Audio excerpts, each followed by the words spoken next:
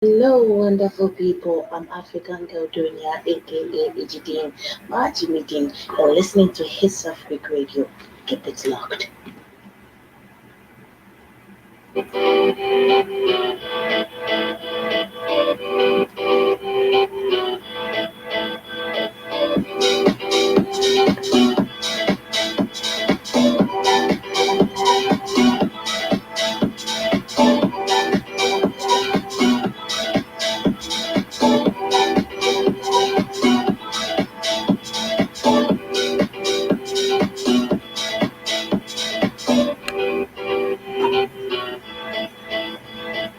Good evening. The time is 90 hours right here in the studios of HitzAfrik Radio Ghana. You're logged on to www.modernghana.com on the TuneIn app, HitzAfrik Radio. You can as well follow us on our website, www.hitafrik.org.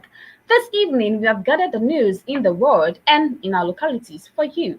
My name is Abina Ahinie. Stay tuned as I bring you the news headline. 20 children feared drowned in Apam River.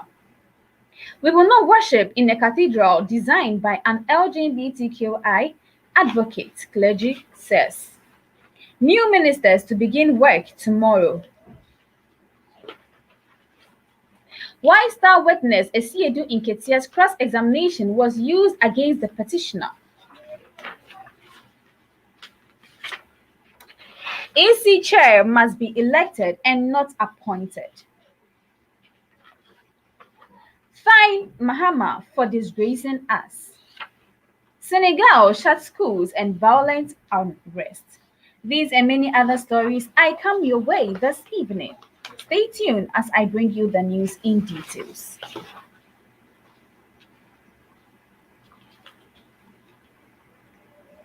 "20 children fear drowned in the Apam River. Some 20 unidentified children are feared dead after going swimming in the Apam River located in the central region on Monday, March 8th. In a report by Adom News correspondent Kofi Ejei, the district police commander DSP Moses Osakanu confirmed that 8 bodies had been retrieved from the river in the morning. After a further search, the death count so far is 12. Also, 3 people in a critical condition and have been sent to the hospital. The police added that the 12 deceased are between the ages of 14 and 17. Their bodies have been deposited at the mortuary of the Apam District Hospital for autopsy.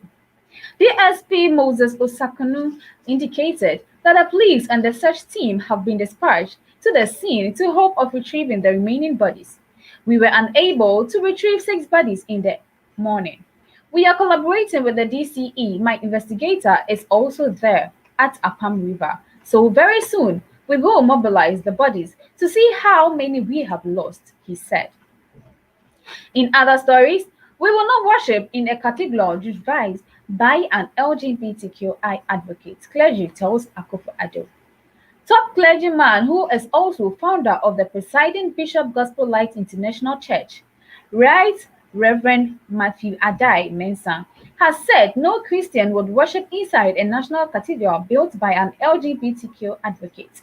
This is after MyNews.com reported that Sir David Ajay, the architect of the National Cathedral, had publicly urged Ghana to legalize gay marriage and respect the rights of gays to exist and do what they do. In the light of the above, the clergy is therefore demanding that Nana Addo Dankwa Akufo-Addo immediately withdraw Sir David Ajay, the designer of the National Cathedral. I believe for Sir David Ajay throwing his support for the LGBTQI community in Ghana means he has no respect for Christians and the cultural values of Ghana. The top clergyman was quoted in a report. Although God did not rejoice David's design, materials, and fundraising efforts, however, he prevented him from executing it. David Ajay was initiative to the Christian community in Ghana, considering our fundraising and donation and efforts to make the president's dream become a reality, he added. According to him, there are numerous architects in Ghana who are better and should have been considered instead of the gay advocate, David Ajay. There are equally better architects in Ghana who can do the project. He should resign. David Ajay has shown that he has no respect for the Christian community in Ghana. He has clearly demonstrated that there is a difference between knowledge and wisdom.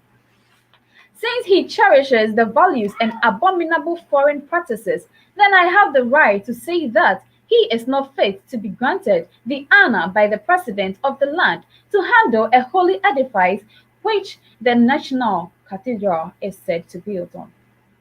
Bishop Adaime Sanfeda said, when laying the foundation stone for the commencement of the construction of the cathedral, the President Nana Akufo-Addo, having reference for God described the occasion as a special day being witnessed as a holy promise being fulfilled to build in honor of God. In other stories, reopening for SHS 1 students postponed to 18th of March. First-year senior high school SHS students across the country are expected to report to school from Thursday 18th of March to Sunday 21st March 2021, the Ghana Education Service has announced. First-year SHS students across the country were initially scheduled to report to school on Wednesday 10 March 2021. However, the GES has postponed the reopening date to enable students and parents have ample time to prepare for school and school management also prepare to receive them. A statement issued by the GES and signed by its head Public Relations Unit, Cassandra Chum Ampofu said, management has also noted that some students have not yet enrolled and the extension will give these students the opportunity to do so as well. Academic work will commence fully on Monday 22nd March 2021. The statement further disclosed that second and third year SHS students will go on mid-semester break from Monday 8th March to Thursday 11th March 2021. It added that the mid-semester break is not compulsory, and so students who wish to stay on campus must be fed and adhere to school rules. Moving on to the political news in Ghana. New ministers to begin work tomorrow. Kojo Opa Nkrumah, the Minister of Information, has announced that all new ministers appointed by the President Nana Addo Akufo-Addo and now approved by Parliament will begin official work tomorrow Tuesday, March 9, 2021. He made this known a 3-day retreat the President had with his new members at the Pejiasin Lodge to discuss his vision for their respective ministries with them. The first batch of ministers were sworn into office by the President last Friday, March 9, 2021, at the Jubilee House in Accra. President Akufo-Addo swore in the 28th of his 30 ancestral ministers, in which saw all but 2 of the ministers take their oath of office. The 2 outstanding Ken Ofori-Atta, the Minister nominee for Finance, and Ebenezer Kojo-Kum, the nominee for Chieftaincy and Religious Affairs. In other stories, while star witness Esiedu Nketiah's cross-examination was used against the petitioner, John Dramani Mahama, the presidential candidate of the NDC in the 2020 election, got his election petition dismissed by the Supreme Court of Ghana for lack of merit. In the 2-hour judgment of the 7th-member panel delivered by Chief Justice Kwesi Enin-Yabua last Thursday, March 4th, the justice identified some loopholes in the answers of Johnson Esiedu Nketiah, principal witness 1, when the latter was cross-examination. The Chief Justice, describing Johnson Esiedu Nketiah as the star witness for the petitioner, John Dramani Mahama, stated that the petitioner was not in court to challenge the validity of the figures or data presented by the chairperson of first respondent, that it is why his testimony did not provide any data to contradict that of the first respondent.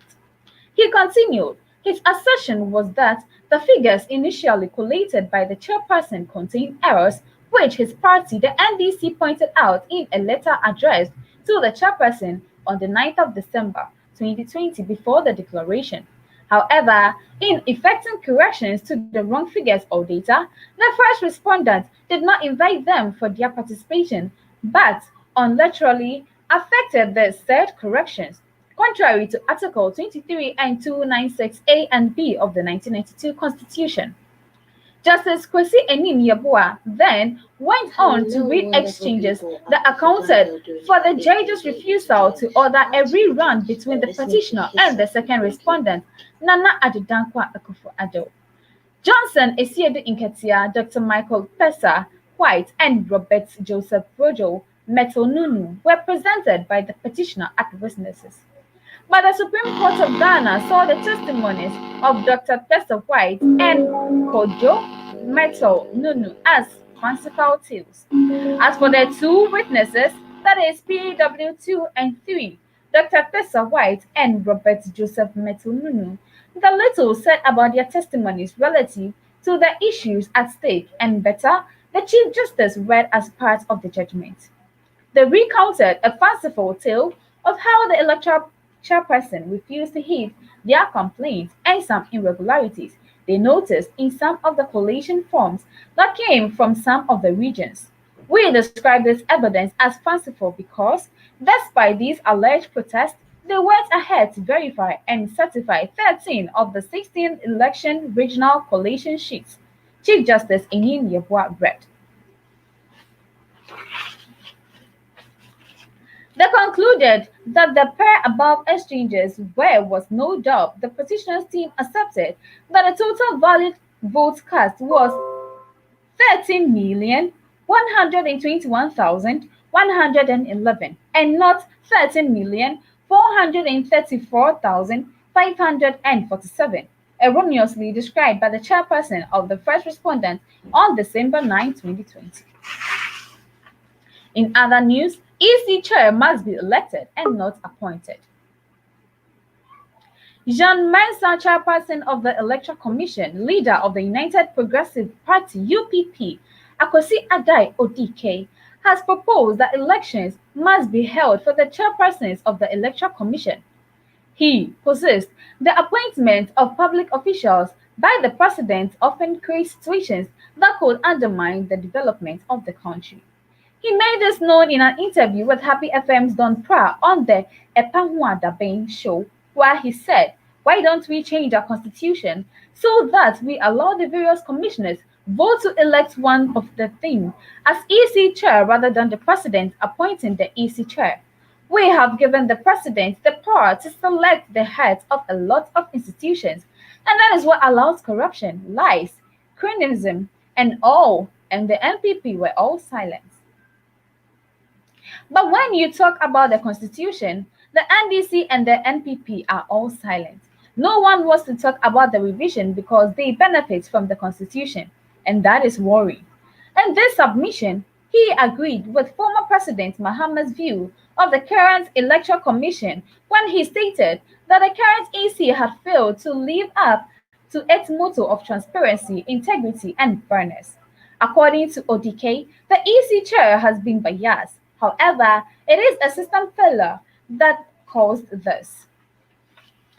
After almost 3 months of the Supreme Court hearing, the seven-member panel of the Supreme Court unanimously dismissed former President John Mahama's application challenging the 2020 election results. According to the Supreme Court, the suit was without merit. Meanwhile, John Dramani Mahama has said that he disagrees with the judgment by Supreme Court on the 2020 election petition. He also noted that the failure of the EC chairperson to testify has deepened the grave doubts harbored by many Ghanaians You're about listening the to Hits outcome Afric of Radio. the December Keep it locked 2020 into Hits presidential Afric Radio. election. Keep it locked. In other news, fine Mahama for this reason as Ekweadonko insists. Founder and leader of the Ghana Freedom Party (GFP), Madam Ekweadonko says the flag bearer of the National Democratic Congress (NDC), former President Mahama, should not go scot-free for tarnishing the image of the country in the eyes of the international community.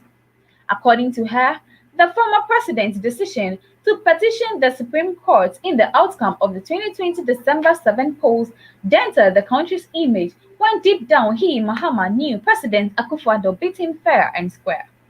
To prevent everyone and anyone from petitioning the Supreme Court on an election when they know they have no case, she believes the former president should be made to pay a hefty fine. Former President Mahama should be made to pay a fine in the area of trillions. He should be made to pay the fine for disgracing us as a country. This will appease the nation and also serve as a deterrent to anyone who plans on doing a similar thing in the future, she said in an interview with John Komnapra on the Epanwa Dabin political talk show aired on Happy 98.9 FM. The politician says former President Mahama lied to the entire country and the world by saying President Akufo-Addo did not gain the 50% plus one required to legally win an election. He should be made to pay for this, she reiterated. Ghana's Supreme Court delivered its verdict on the December 2020 presidential election results, which were challenged by the opposition National Democratic Congress (NDC). The petition had been brought by the NDC's flag bearer, former President John Mahama, who called the December 2020 poll fraudulent. The Electoral Commission party to the suit said that President Akufo-Addo of the New Patriotic Party (NPP) won 51.30% of the vote and Mahama took 47.37%. The Supreme Court, however, threw out the petition, which former President Mahama hoped would trigger a rerun against President Akufo-Addo. Moving on to Africa news worldwide. In Senegal shut schools and amid violent unrest. A security forces vehicle drive past burning ties in capital Dakar. Schools in Senegal will shut until March 15. The Education Ministry said on Sunday, after days of violent protests that have paralyzed parts of the capital Dakar and are expected to continue next week. At least 5 people have died in demonstrations sparked by the arrest on Wednesday of Ousmane Sonko, Senegal's most prominent opposition leader. It is a worst political unrest in years in a country broadly seen as one of the West Africa's most stable. Sonko, who enjoys strong support among the young, was arrested after an employee of a beauty salon accused him of raping her. Sonko denies the allegation and says it is politically motivated. Opponents of President Macky Sall have called for further protests on Monday. The Education Ministry strongly recommends that students, parents keep a close eye on their children and keep them from the risks that come from the protests, it said in a statement. Much of Dakar turned into a war zone last week as police clashed with thousands of angry protesters. Many shops, gas stations, and banks were closed for days. Large queues formed for petrol and groceries on Sunday during what is expected to be a brief respite in the unrest. Political pressure has mounted on President Sall, whose presidency has been plagued by accusations that he unjustly supports political rivals and roles he makes to extend the rules beyond his allotted two-term limit. The economic devastation caused by the COVID-19 pandemic and the nightly curfew to contain its spread have only stoked frustrations. Pressure increased on Saturday after a 17-year-old boy was killed by gunfire in southern Senegal. The influential League of Imams and Preachers of Senegal on Sunday called for the release of Sonko and a return to calm. In other stories, COVID-19 kills fewer African women than men, WHO study. Women in Africa are less likely to die from COVID-19 than men, but more likely to succumb to maternal complications due to limited access to reproductive services since the pandemic started, the UN said Thursday, citing reports. A study of 28 African countries, including Guinea, Mauritius, and Uganda, showed that on average women accounted for a slightly smaller proportion of coronavirus infection and deaths compared to men. Overall, around 41% of reported COVID-19 cases were women, although the figures ranged from 31% in Nigeria to more than 57% in South Africa. In most countries, women are somewhat less likely to die from COVID-19 than men. World Health Organization (WHO) Regional Director for Africa, Matshidiso Moeti, told an online news conference. But the pandemic has exposed gaps in health services, with women suffering in brunt of disrupted access to care. There was a rise in maternal death in 10 countries, Moiti said, making reference to another study that collated data between February and July 2020. The highest jumps were recorded in the Comoros, Mali, Senegal, and South Africa. Access to sexual and reproductive care was already poor on the continent before coronavirus hit. But access was made worse by restrictions to stem the spread of COVID-19, pushing more women to seek risky, informal abortions, Moiti explained. Overstretched hospitals were often unable to see patients seeking non-coronavirus related services, she added. More data still needed to determine the full extent of the effect. In other countries, Niger. Nigeria's President Mahamudu Hello, wonderful Issoufou, people. the I'm African African Girl Union Junior, champion for the aka Continental Free HDN. Trade My Area, Jimmy speaking You're on the listening to 10th Hits Africa Radio. extraordinary, he Keep was it locked. awarded the 2020 M.O. Ibrahim Prize for sailing, facing seemingly insurmountable challenges ranging from deep poverty in jihadism to desertification. Mahamadou Issoufou, who is stepping down as president of Cupro, Niger, after 2 terms in office on Monday, won Africa's top prize for leadership. He was awarded the 2020 M.O. Ibrahim Prize for facing seemingly insurmountable challenges. Despite these enduring problems, Issoufou has led his people on a path of progress, said a statement by award committee chairman Festus Mogae, who is also former president of Botswana. Today, the number of Nigerians living below the poverty line has fallen to 40% from 48% a decade ago, the statement said. While challenges remain, Issoufou has kept his promises to the Nigerian people and paved the way for a better future. President Issoufou, 68, is stepping down next month, the 10th years in office. His decision to quit after 2 terms has enabled Niger to have the first democratic transition between elected leaders since it became independent from France more than 60 years ago.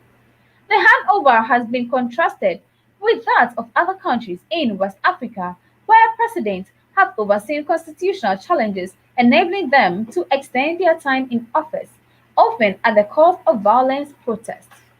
In Southwest, preferred successor and right-hand man Mohamed Bazoum won last month's runoff, although the results were contested by the opposition and violence in the capital Niamey claimed 2 lives. Award criteria: the Ibrahim Prize for Achievement in African Leadership is based on principles of sound government, respect for term limits, and democratic elections. It has been handed out by a foundation set up by British Sudanese telecoms tycoon M.O. Ibrahim since 2007. Mr. Insalfor in the set recipient, the prize has not been awarded to some years because of a lack of a suitable winner. Past winners include former Liberian President Ellen Johnson Sirleaf on and South African apartheid fighter and former President You're Nelson listening to Hits Mandela, Africa both of Radio. whom Keep were it also locked. Nobel Peace laureates. Winners received $5 million spread over 10 years and then a life endowment of $200,000 for the rest of their lives. In a statement on Twitter, Mr. Insalfo thanked the M.O. Ibrahim Foundation and said he considered the award an encouragement to continue to think and act to promote democratic values and good governance not only in Niger but also in Africa and throughout the world. Niger is the world's poorest nation according to the UN's benchmark of human development and is struggling with soaring population growth. It is also fighting two jihadist insurgencies that have forced hundreds of thousands to flee to their homes. In another country in West Africa, Somalia, police officers of the African Union's peacekeeping mission in Somalia, AMISOM, gathered before their ninth patrol in September 17, 2019. In December 2016, AMISOM may have lost more than $24,000 in payments made to access troops for every contingent. AMISOM, which had been in Somalia for the past 13 years, includes troops for Kenya, Ethiopia, Djibouti, Uganda, and Burundi. Soldiers served for 1 year, which may be extended by a few months or cut short depending on the situation and the financial operations. The internal operations of the African Union mission in Somalia have come under scrutiny after an audit report flagged payments to soldiers no longer serving the mission, double payments and faculty persons information pointing to unreliable record keeping and weak controls in the mission system of accountability. The league report by the Mauritian audit from PwC Associates Limited cites instances between 2016 and 2018 where multiple missing pieces of information made it difficult for the mission to account for funds. In one instance in December 2016, Amazon may have lost more than $24,000 in payments made to access troops for every contingent, a violation of the African Union's own standard operating procedures. For example, the report lists 5 soldiers from the UPDF who were responsible on the payroll 1 month paid after they completed their Amazon service. These 5 arrived on various dates between January 14 and March 9, 2015, and all departed on the March 28, 2016, as per the Fight Manifest. Amazon, which has been in Somalia for the past 13 years, includes troops from Kenya, Ethiopia, Djibouti, Uganda, and Burundi. Here lies the end of the local story. Stay tuned as I bring you the foreign news.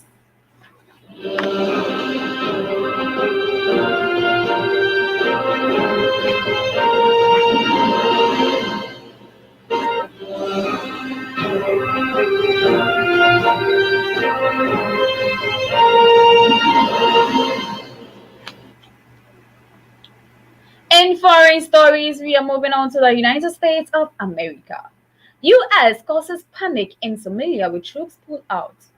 In one finding, 2 Burundian soldiers had been listed as 4 different persons assigned different Amazon force numbers, even though they had 4 passports issued by the Burundian government with 2 identical numbers. They all received separate salaries and the totals paid to the Burundian government for onward transmission to their account. In another, a Kenyan soldier listed as missing in action received a salary for more than 6 months, beyond the usual procedure of stopping it. There were also cases where Kenyan troops had similar next of kin details even though they were unrelated. In other, some Ethiopian troops had not yet reported to Somalia were shown as listed on payroll several months earlier. Duplication of payments. We cannot rule out duplication of payments, especially in the instances where multiple fields in the nominal rows appear duplicated. The head of mission, Francisco Madeira, explained to the auditors that the actual payments were often settled only when troops actually arrived in Somalia, and said the false numbers given by the mission is to safety valve.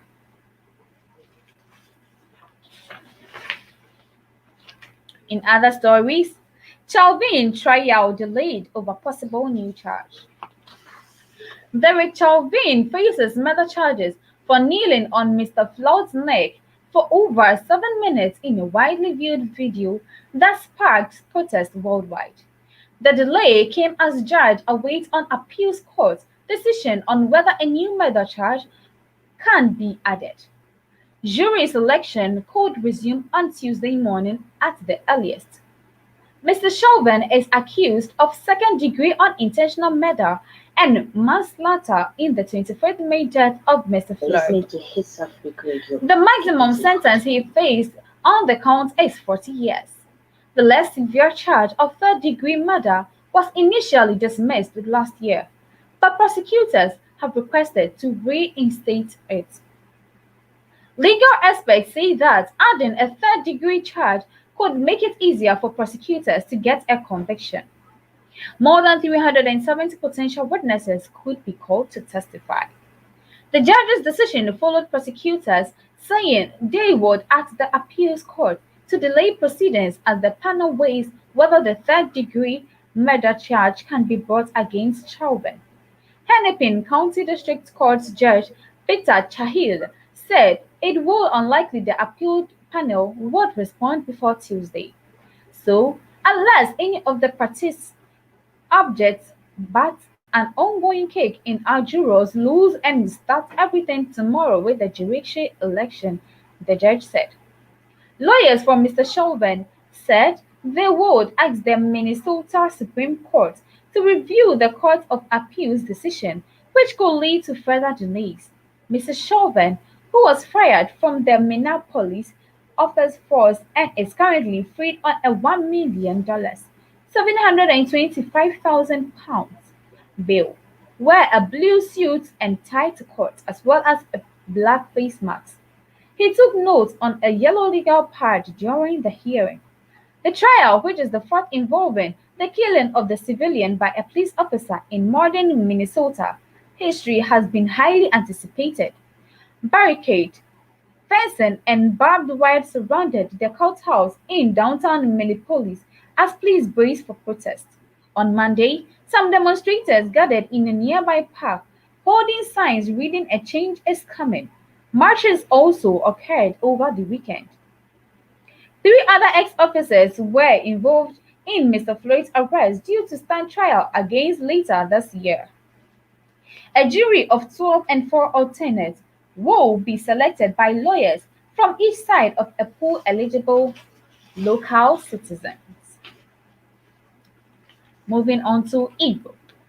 Stresses Europe cohesion.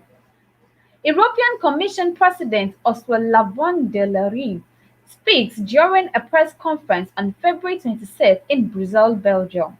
Alexandros Michadilis, Pool and Naduru Agency Getty.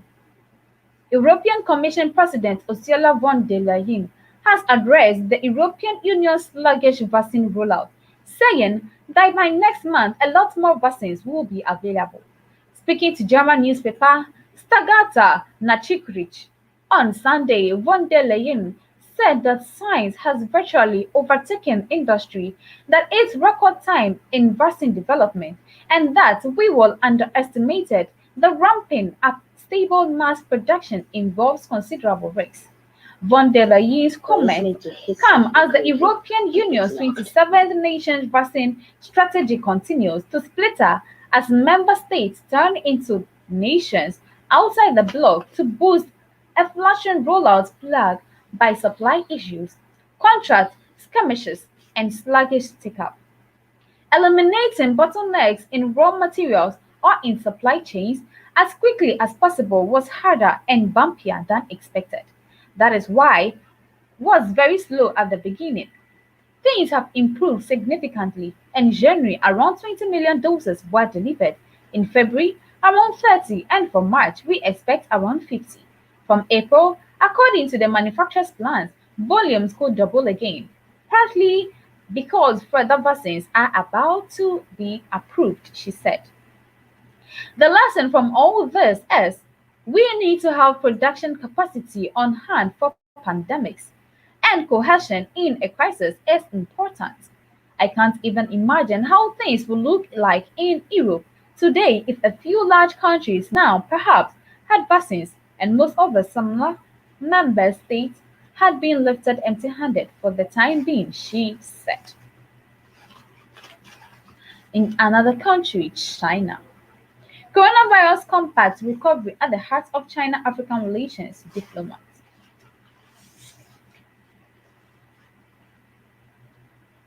Helping African countries contain the COVID-19 pandemic and bring their economies back on track is the top priority in the China-Africa cooperation, State Councillor and Foreign Minister Wang Yi said on Sunday.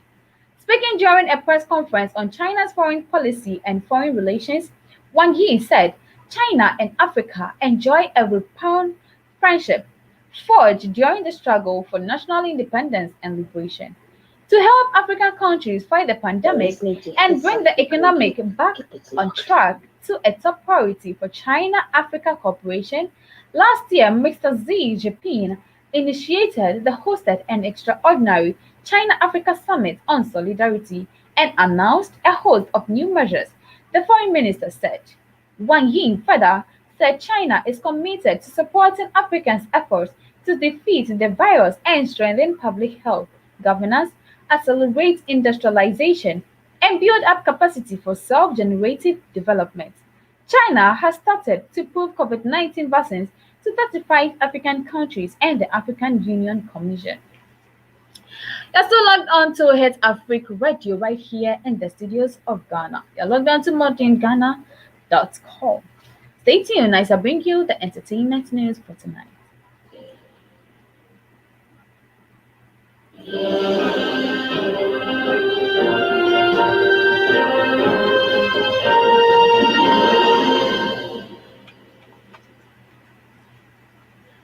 You're logged on to HitzAfrik Radio. You're logged on to www.modernghana.com. On the TuneIn app, HitzAfrik Radio. You can as well log on to our website, www.hitzafrik.org. You're listening to HitzAfrik Radio. Keep it locked. Now to the entertainment news for tonight. God's anger on Akufo-Addo for choosing to build a cathedral instead of providing basic amenities, Black Rasta. Controversial radio personality Black Rasta says God is angry with Nana Addo Akufo-Addo for deciding to build a cathedral instead of providing basic amenities for the people of Ghana. According to him, God cannot fathom why the president will insist on building a cathedral when the people of Ghana do not have access to quality health care and education. The xylophone radio presenter who was speaking Bolgatanga-based A1 Radio said it was baffling that a finance minister who is providing money for the building of a cathedral will rush out of the country to seek medical attention. We have a finance minister who fell ill and had to run all the way to America and some other places for treatment. Why didn't he run into the cathedral for treatment? Why are students not running into the cathedral to get books and pens? Adding that if manna could fall out of the roof of the cathedral, then we would understand. The long and short is that even God is angry with President Nana Addo Akufo-Addo. How can you build a cathedral when people are dying? In other stories, happy birthday, wifey! Nigerian female presenter drops controversial birthday message for Sewa I'm here. Popular Nigerian TV radio personality Moit Abebe has caused some level of confusion online with the birthday message she sent the way of Ghana's Sewa's I'm here, who happened to be 31 years today, March 8, 2021.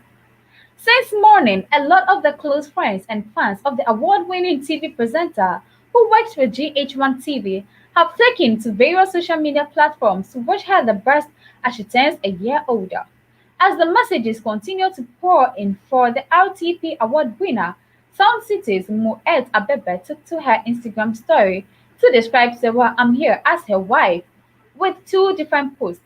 The first post she made was a photo of Sewa looking stunning in her nice white jumpsuit. Moed wrote the caption, "Today is my wife's birthday as Sewa I'm here. Girl, I love you." In other stories, I will campaign for NDC if Bagbin or Haruna Idrisu becomes flag bearer, Prince David Osei.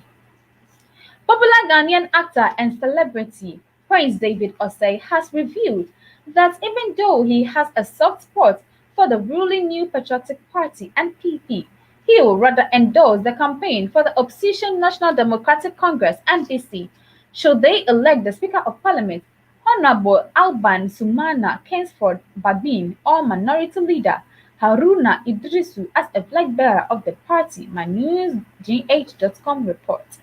In a conversation with popular host Hammer Inti of Kumasi-based Pure FM's flagship entertainment program, Hammer Time, monitored by MyNewsGH.com, the renowned actor announced that Honorable Alban Babin and Haruna Idrisu both have what it takes to steer the affairs of the country, and he thinks ex-Press Mahama has been his best and needs to give others the opportunity to function and push Ghana forward to the collective interest of all. He indicated that should any of them is elected flag bearer of the NDC, he will have no difficulties in campaigning for the party, since in the end, it is Ghana that we all want to see succeed. Excellence has got no gender nor party colors. If you are good, you are good. I feel people in the NDC should give the likes of Haruna Idrisu and Albert Babin the space to operate and show what they are made of. One person does not know it all. We have been there and done it, and their records reflect their competence. There is nothing wrong with working with other party, even if traditionally I don't belong. It all depends on what's on the agenda, no matter where or who the person is coming from. If he or she is on the Hello, right wonderful track, people. we I'm need to African girl support them. Dunia, We aka all want Ejidin. Ghana to succeed. Majimidin. Prince You're David listening to Osei Hits endorsed Afrique the Radio. NPP's Keep it president locked. Nana Akufo-Addo in 2020 general election and openly campaigned for him, touting his achievements in series of youth engagements and social media posts. In other stories, I was nearly shocked. I was nearly sacked from the vaccine center until they realized I was a celebrity. Ghanaian actress Christiana Awuni has revealed the culture of favoritism and protocols that is being bred at vaccination centers in the country. In an interview on UTV's United Showbiz, the actress recounted how she was nearly sacked at the vaccination center until a friend of hers alerted the nurses at the center that she was an actress. When she arrived at the vaccination center, the actress said she joined the line because she didn't want to cause any confusion or look disrespectful to the aged men and women who joined the line. When it was her time to take the vaccine, she was asked a series of questions which degenerated into a back and forth between her and the nurses. Christiana Awuni said she was told by health workers that the vaccine is for those above 60 years, a claim which she disagreed with. The back and forth continued until the workers were prompted that she was an actress. The actress disclosed how the nurses were using false claims to stop people from receiving the vaccine and system of protocol that was being used at the centers. She, however, refused to mention the name of the center to protect their workers. In other stories, Nana Abba recounts how a scammer made her raise $9,000 for surgery with a fake medical report. Crowdfunding has become a source of relief for several families in Ghana thanks to Twitter.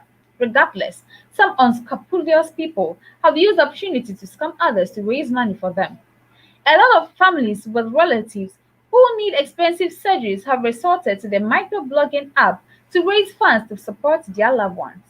Celebrities also join in helping raise the funds sometimes.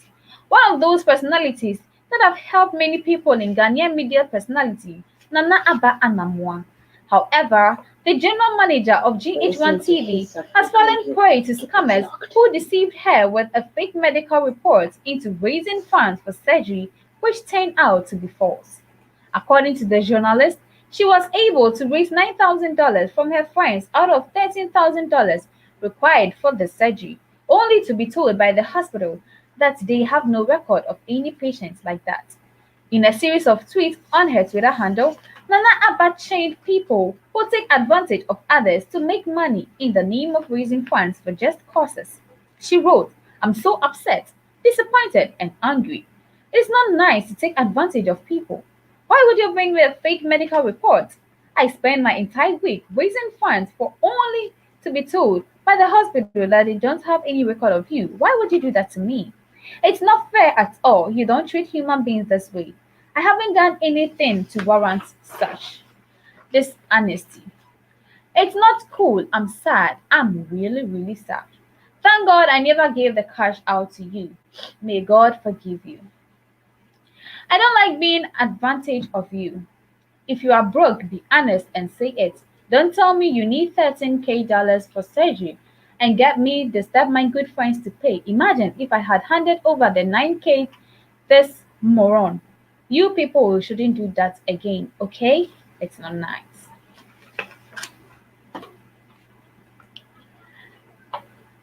Here lies the end of the news for tonight.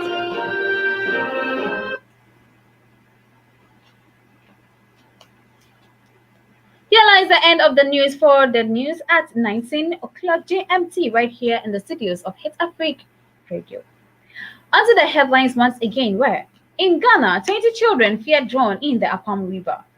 We will not worship in a cathedral designed by the LGBTQ advocates. New ministers to begin work tomorrow. Why Star Witness Isiedu Nketiah's cross-examination was used against the petitioner. COVID-19 kills fewer African women than men. Senegal shuts schools amid violent unrest. The East African Rest of Africa, Raja Niger Mahamadou Issoufou wins coveted Mo Ibrahim Prize. This and many other stories we gather together and brought your way this evening. The name is Abina Ahinia. Thank you for your time and attention. Have a good evening.